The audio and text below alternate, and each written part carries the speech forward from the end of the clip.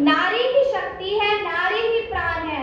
नारी ही शक्ति है, नारी ही प्राण है। इंजीनियरिंग में नारी देश का सम्मान है। असीम सौंदर्य और पवित्रता के प्रति इस गुलाबी नगरी को नमन करती हूँ। सहारनपुर के विश्वविद्यालय के प्रति आप सबकी शिक्षा के प्रति निष्ठा को नमन करती हूँ।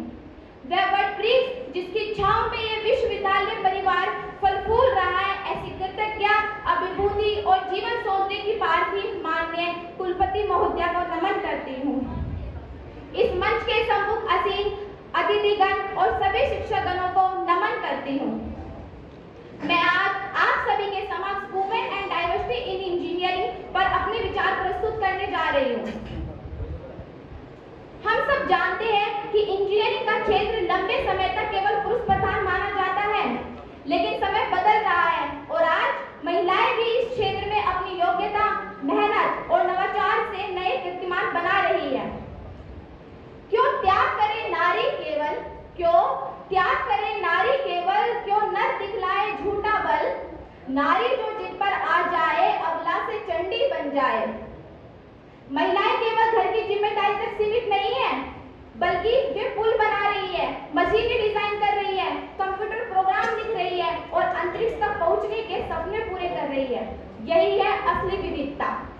विविधता का अर्थ अलग अलग दृष्टिकोण, सोच और अनुभव का मिलना।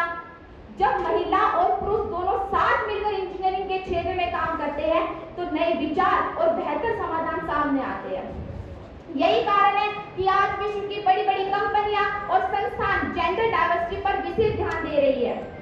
गौर दीजिएगा, श्रृंगार करती हुई स्त्रियों से ज्यादा सुंदर लगती है, श्रृंगार करती हुई स्त्रियों से ज्यादा सुंदर लगती है संघर्ष करती हुई स्त्रियां। भारत में कल्पना चावला, टेसी थॉमस और सुधा मूर्ति जैसी महान महिलाओं ने यह साबित कर दिया कि प्रतिभा का कोई लिंग नहीं होता।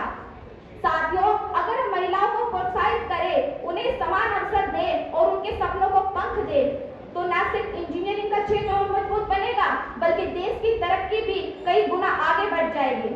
अंत में मैं यही कहना चाहूंगी, हवाओं को चलने के लिए किसी के इशारे की जरूरत नहीं होती। हवाओं को चलने के लिए किसी के इशारे की जरूरत नहीं होती। अरे नींव तो अपना खाका खुद खींचती है, नींव तो अपना खाका खुद खींचती है, उसे किसी इमारत के बनने की कवायद नहीं होती। वक्त और हालात चाहे कुछ भी हो, वक्त